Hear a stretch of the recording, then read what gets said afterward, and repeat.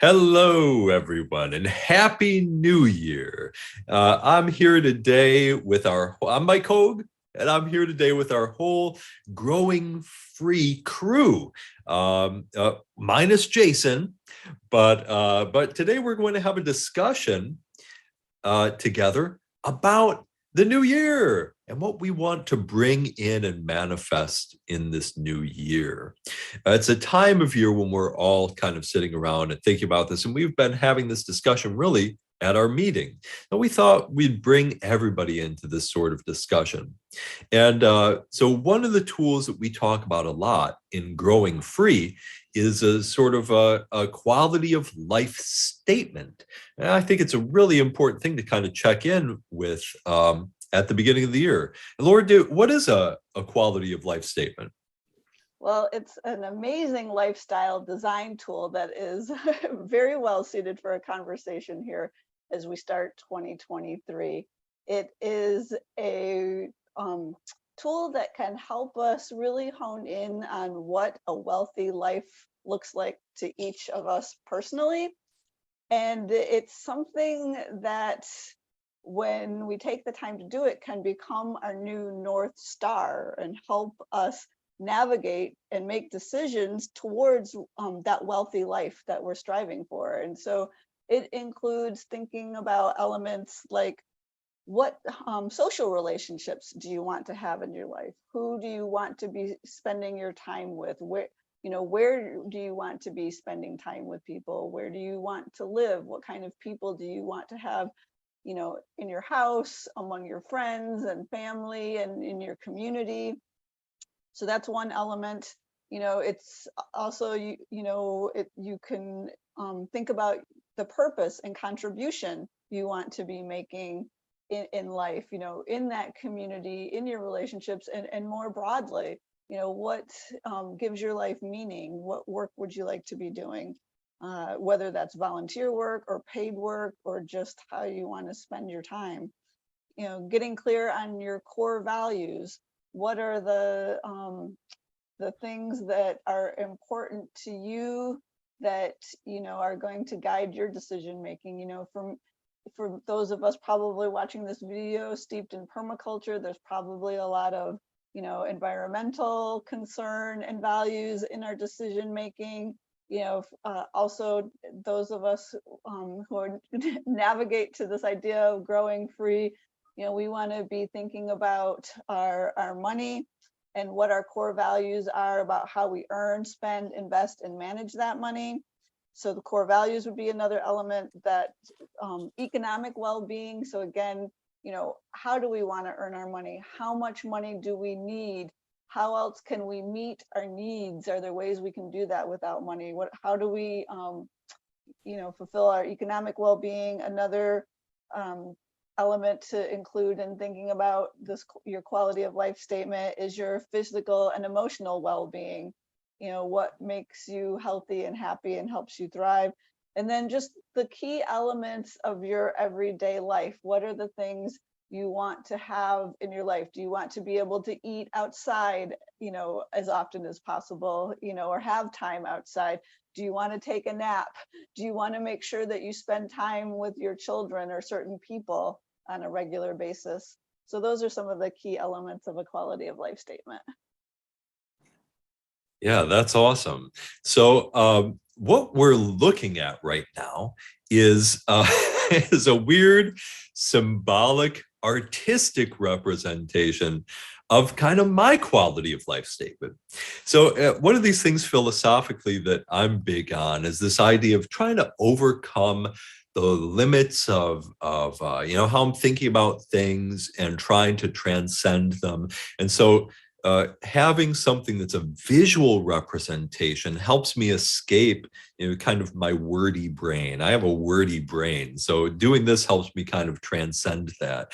And this symbol here came out, it was kind of group sourced. This has come out of the Transformative Adventures Facebook group, and some of the other people. Jason, who is not here, really helped to create a lot of this symbol, and different people over time have created these different symbols. So what this is this nested set of symbols that it gives me a tool to check in on my own quality of life statement. Having this visual representation means I can pull this thing up and go, oh, boom, this is, this weird looking symbol is what I want out of my life. Well, I thought if we talk about this a bit, we can all chime in and riff on different elements that are important. And we'll just kind of go through it really quick. And maybe this will give everyone a chance to check in on and start thinking about what they want out of their lives. So the first symbol in this nested symbol, to make it make sense, what you can do right now is close your eyes and tell me what you see. Most of us, when we close our eyes, basically see an orange blank field with weird stuff going on and lights moving around and things like this. But usually it's kind of orange. And so the backdrop for this symbol is this kind of orange field of what you see when you close your eyes. This represents having a clear mind and having a healthy mind, because everything else that fits into our quality of life statement fits into the backdrop of our own mind and how we experience things. So if you don't have a healthy, calm mind to experience life in, then nothing else that you fill your life with is really going to be very valuable, is it? Just leaving some space in case anybody has anything they want to riff on with that. Feel free to interject. So the next thing then that fills that in the center here is actually a circle, a disc, the image of the world. So this is the world we live on, because if we don't have a healthy environment and a healthy place to live, then again, nothing else that we fill our lives with will be very meaningful. So this gives us a chance to think about, what environment do we want to live in? And how can we change our environment to make it a healthier, happier, more beautiful place as a backdrop for the rest of our lives this year? So maybe this is a good chance to think about, what are some of the elements that make a beautiful and nurturing place to live? Walkability. Absolutely. Clean water. Clean water. I like to think about having trees and nature and wildlife around me, even inside I've got them. Yeah, and even in a very densely settled area, it is possible to have many trees and plants and wildlife right interspersed with the human settlement. And even if we live in an apartment, even if we're inside, we can create the same thing. We can bring the beauty of nature inside with us.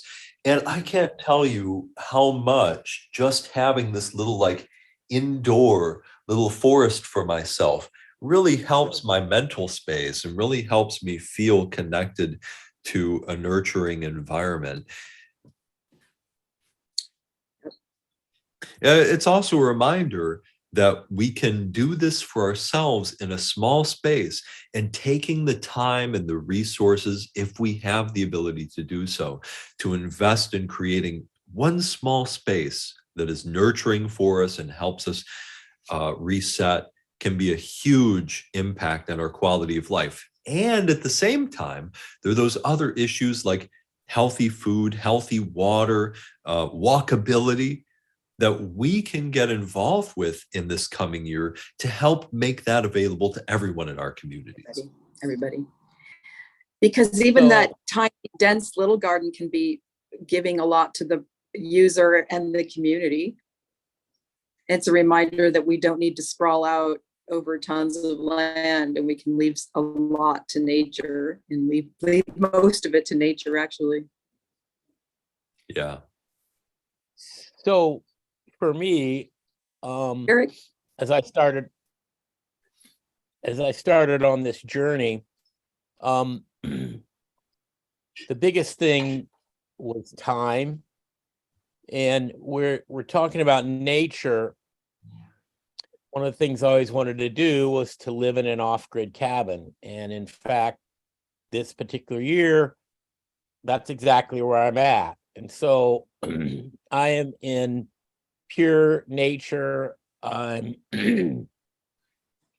6 or 8 miles from the closest highway, 20 miles from the closest town.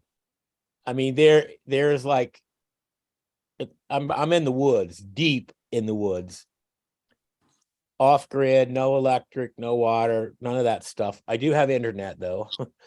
But the point is, being able to, one of the things on my own journey is to walk 5 miles a day, 25 miles a week, or 25 miles a week and 100 miles a month. And to be able to do that, and all you see is deer and all kinds of wildlife,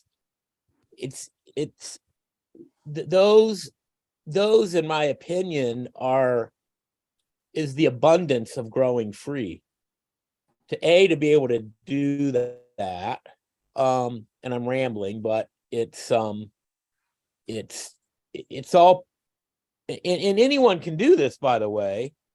And I do feel so strongly about this quality of life statement, that is the starting point of your exit plan. Yeah. Hey, thanks, Jenny, for joining us, and you have a good one. And this brings us to this set of triangles and pyramids here in the middle, and some more symbols that we can think about as we develop our quality of life statement. Right in the middle, we just talked about the Earth. Right here in the middle is the moon. And the moon guides our way in dark times. And this is our principle, or our ethic, the Transformative Adventures ethic of just trying to do our path skillfully, the ethic of skillfulness. Because this reminds, in our society, we think we've got to get what we want, and it doesn't matter if we, exploit people and wreck our environment to get there. But that's not a very skillful way to live a happy life, because then you have to live in a degraded environment around a bunch of people who hate you. And who wants to do that? So it's an unskillful way to be happy if we're trying to be happy in ways that don't work for everyone. So this symbol, the moon at the center, is our guiding moon that tells us that we need to find ways to make ourselves happy, that work for everyone, and that help build the kind of place and kind of community that we want to live in. So beneath the moon are 2 pyramids, and these come from discussions with my friend Dan Wapapa, who does First Nations radio, and he's involved in the Transformative Adventures group. And I'll try to tag him, so maybe he has some comments on this too. And this comes from the dual pyramids of Maslow's hierarchy of needs and the Blackfoot teepee that inspired that. And these are interesting because on the left we have this, Maslow had his idea that that our goal was to achieve self-actualization for ourselves.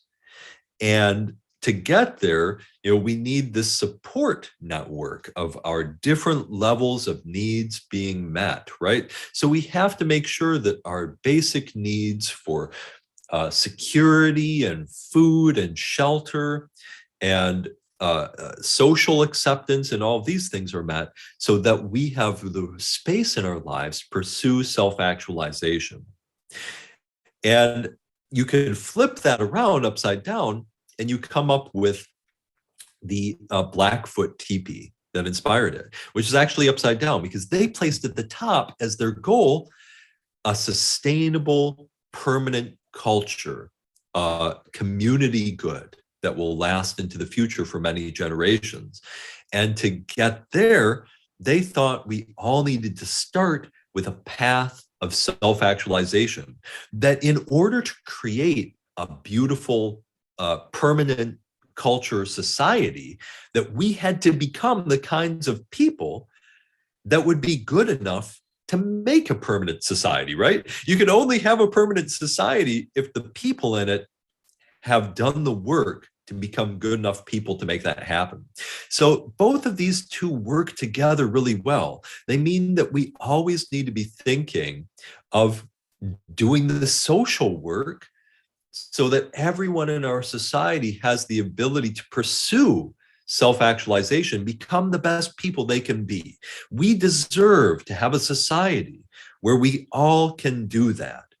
And on the other hand, we need to be having a path for ourselves to become better people so that we can create that kind of society. I think those two concepts work really beautifully together. Agreed. And how safe, secure, and resilient are we if so many people around us aren't? You know, so definitely this resonates with me. And I mean, even if it's just the fact that they aren't, and it kind of makes you more fragile because you're surrounded by people who aren't thriving. It's just the energy difference of being, living in a vibrant community as opposed to living in a community that's suffering and struggling. Right. Laura, you bring up a really good point there, and kind of going to share something that's sort of personal, but it really struck a chord about so I had really like a 20-year relationship sort of come to an end at the end of this calendar year. And I will say it came to an end in a loving manner. So it wasn't like, but the real point of it is as I went more, really dove into this new lifestyle, which is radically different for me. I think it's different for everybody. But my point is, I would continually try to convince her, well, you could do this too, because she acted like she wanted to. And at the end of the day, either she didn't want to or she didn't believe, doesn't matter. But my point is, I think eventually whoever we're hanging out with tends to change based upon our own thoughts and beliefs and our own behaviors. And Mike talks about this in the book, actually, in the Growing Free book. And so to some extent, I think we need not worry so much about what's different in people who don't necessarily believe in it, and just each move forward with our own truth. And I feel like that radiates out, and new friends, new connections, new things tend to come into our life. Yeah, absolutely. And I love that we can make those changes in ways that are loving and nurture our lives and move us forward to where we want to be. So making these two pyramids tangible, what this means to me is, for my quality of life at any time, I know that I want to have a path of self-actualization for myself. What are you doing right now in your life that allows you to feel like you're growing and giving yourself a path of self-actualization? For me, that's really important. For me to have a good quality of life at any time, I know I need to have whatever those things are. Maybe it's writing a new book. Maybe it's learning a new language. Whatever it is, something that's a path of self-actualization and exploration for yourself. And then on the other side, I also need to know that I always have some way, something that I'm doing that I feel is contributing to building community good and building that permanent culture I want to see. Those two things are always together, and I always want to feel like I know what I'm doing for self-actualization and what I'm working on for community good. So maybe for 2023, that's what I'd invite you to think about if you're watching this, is what are you doing for self-actualization? What are you doing for community good?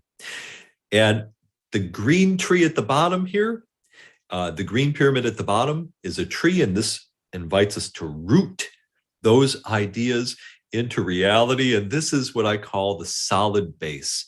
And what this means is actually having those things. What are the activities that you'll be doing in 2023 that build that path of self-actualization for yourself and build that secure environment and also help build a better world? So that's what this is about, is really having that kind of plan. Because if we, just having these ideas isn't enough. Actually having that tangible things we're doing to build a better world and build a better life, that's what's important. Well, don't you think that one of the core reasons to have a quality of life statement is it's sort of your daily roadmap of how you live your life? I think of my own journey, and many times what I said I wanted to do and what I actually did were diametrically different. And sometimes I feel like I fell asleep for a decade, right? A whole decade, I fell asleep. And I'm not sure that I'm necessarily different. I know that, and a lot of this stuff became much more important to me post 60. Newsflash, you don't have to wait until you're 60. I could have done this at 20, 30, 40, at any age. Any of us can do it at any age. You don't have to wait. But yet we get stuck on waiting. We have a good job, we're in a relationship and they don't support it. There's all kinds of things, but we need not wait. And having something that's true to your soul and that is that helps you to be a better version of yourself. It just increases the clippets of joy and abundance in your life. Hear, hear. Sorry to ramble. Thank you for doing so. Yeah, I can't tell you too. For me, it's the same. These three pyramids here, this idea of always having something that brings meaning and joy into my own life and self-actualization for myself, and rooting myself and knowing that I'm trying to work for a better world for everyone. These make me feel complete. They give everyday meaning. Instead of waking up and being like, oh, I just have to go to a job and whatever and struggle through life. These two things and knowing what they are and having a plan to work on them gives my life real meaning and direction. And when we talk about having a quality of life statement, it's interesting. A lot of times we think like, well, I want a better car. I want to have a yacht. I want to have this and that. But to me, these things are the real wealth in life. Just knowing that I have some way, a path of spiritual growth for myself and a way to contribute meaningfully to the people in my life and to the world. This to me is true wealth. Not to say that these aren't important, unionizing, organizing, the activism, they are important in pushing back against the late stage capitalism. But I also think that focusing right here on the quality of life statement, on these elements of the quality of life statement that you're describing, Mike and Eric, the stories you're sharing, these are also very powerful ways to push back against capitalism, because when you get clear, it takes away so much of the noise, and it helps you reduce the unnecessary spending. It helps you really spend your time in ways that are meaningful, that aren't likely supporting that juggernaut that is capitalism. I really feel like, the more you can get to the creative solutions and the problem solving that lead you to that self-actualization, it's just also, again, the unionizing, protesting, all of that has a role, is important, but I think these are very powerful tools as well. Yeah, absolutely.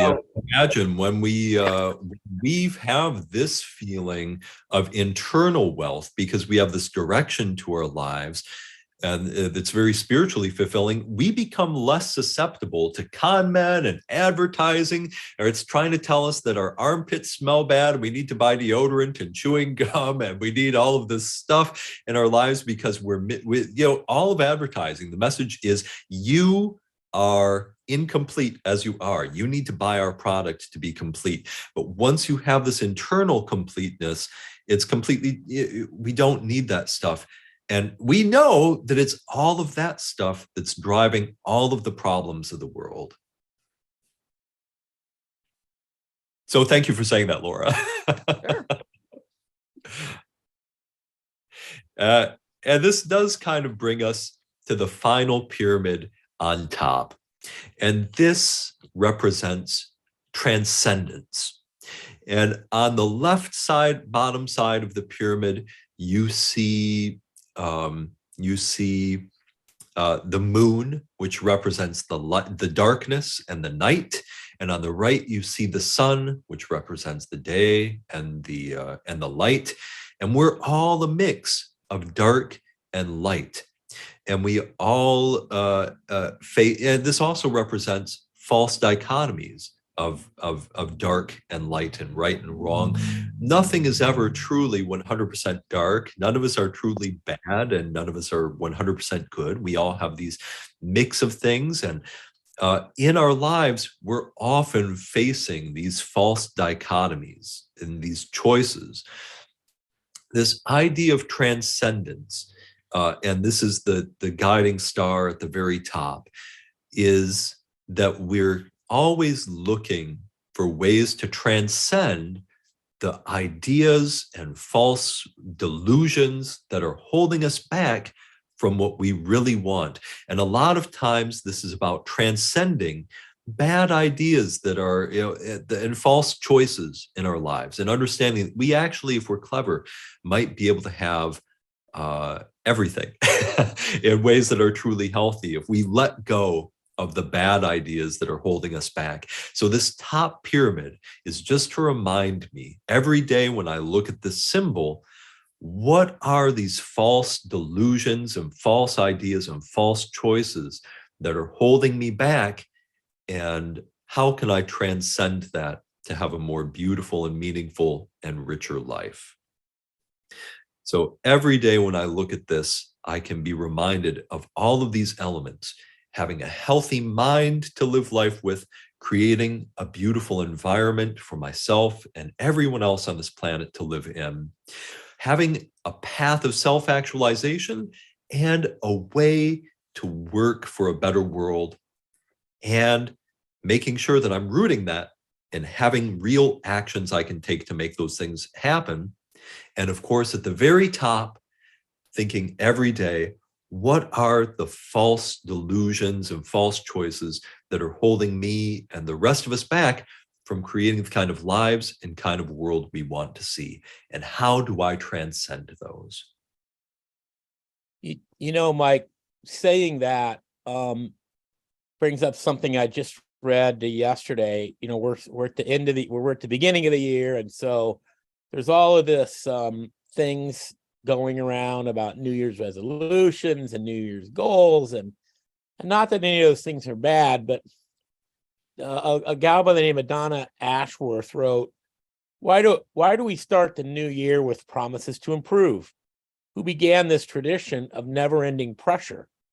I say the end of the year should be filled with congratulations for all we survived.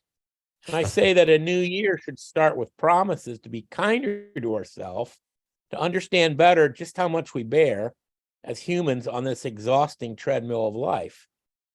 And if we are to promise more, let's pledge to rest before our bodies force us. Let's pledge to stop and drink in life as it happens. And there's more to it, but I think you get the point of, we have all of these illusions or delusions, one or the other, and they tend to control, like what we're doing, and then that controls how we're feeling. And to your point, much of it, and again, you talk about all of this extensively in the Growing Free book. But if we don't slow down our lives enough to understand it, it doesn't do us any good. Yeah. Yeah, isn't that one of these false choices? And you're absolutely right. Here we're all at the beginning of the year, and this is essentially what we're talking about in a way, is how do we create the kind of lives we want to see in the future, and how do we go get her done? And I pledge to work an extra 10 hours a week this year is our kind of thinking. And maybe that's a false goal again. Maybe that's a delusion. Maybe what we're really doing is robbing ourselves from our precious time here on earth. And what we really need to do is let go of that so we can enjoy this moment that we have here together a little bit more. Well, and we've talked about this too in our meetings. One of it, to me, and I think everyone on the call shares that, one of the precious moments is being able to meet together on these Tuesday meetings to talk about and discuss in a thoughtful manner things that are important to us. They're all part of each of our own life statements. This is a big part, Eric, of my path of self-actualization. Getting together with you guys and with a broader community of people who may be watching this and discussing these issues, this is a big part of what you're looking at here, this image. This is a big part of my path of self-actualization. So I thank you all. Thank you both and everyone watching this for sharing that with me.